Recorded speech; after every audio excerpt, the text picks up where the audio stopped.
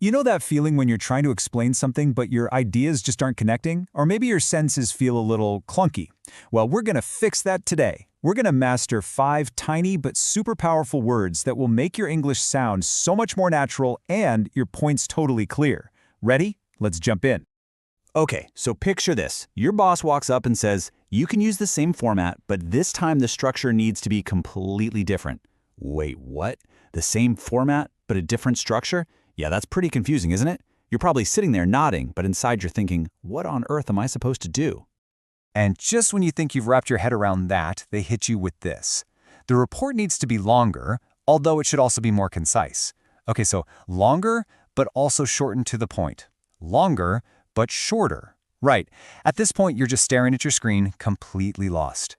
And then, for the grand finale, they say, so take your time. Phew, a little breathing room. But then they drop the bomb. But she needs it on her desk in half an hour. Oh, okay. So take your time, but don't. This whole mess, this frustrating communication breakdown, it's actually a perfect way to show what we're talking about today. So what went so wrong in that conversation?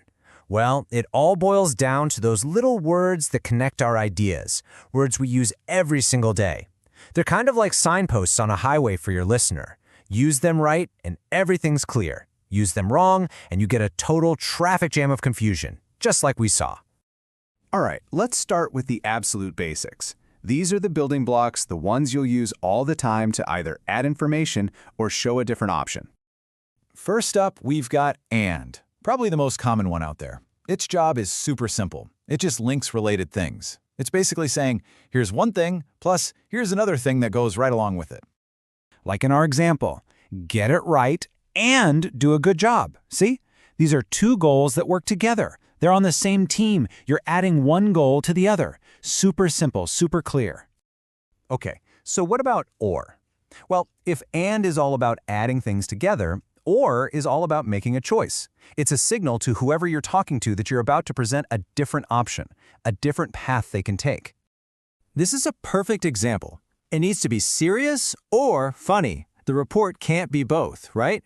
Or sets up a clear choice between 2 different possibilities. You get this one, or you get that one, not both. Okay, moving on. So what happens when your ideas don't nicely add together? What if they actually clash with each other? Well, that's where our next set of words comes in, the ones that signal a contrast. But is honestly one of the most powerful words in the entire English language.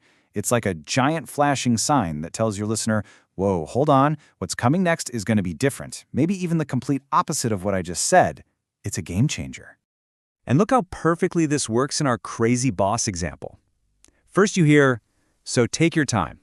Okay, great, I can relax. And then, bam! But she needs it on her desk in half an hour.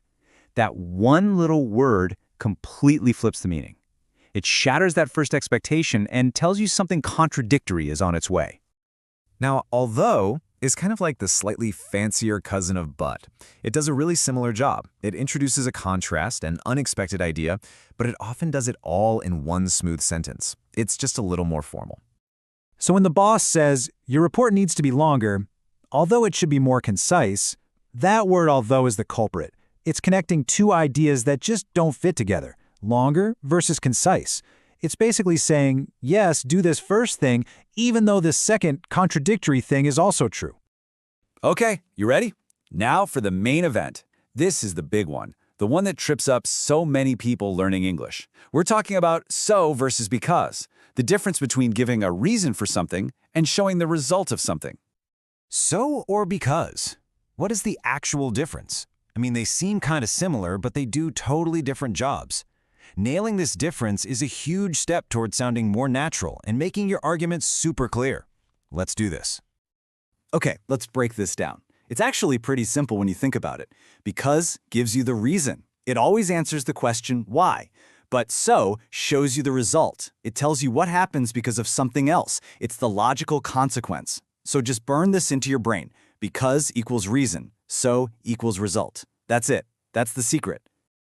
Let's use our boss's sentence to make it clear. Keep it short because it should be more concise.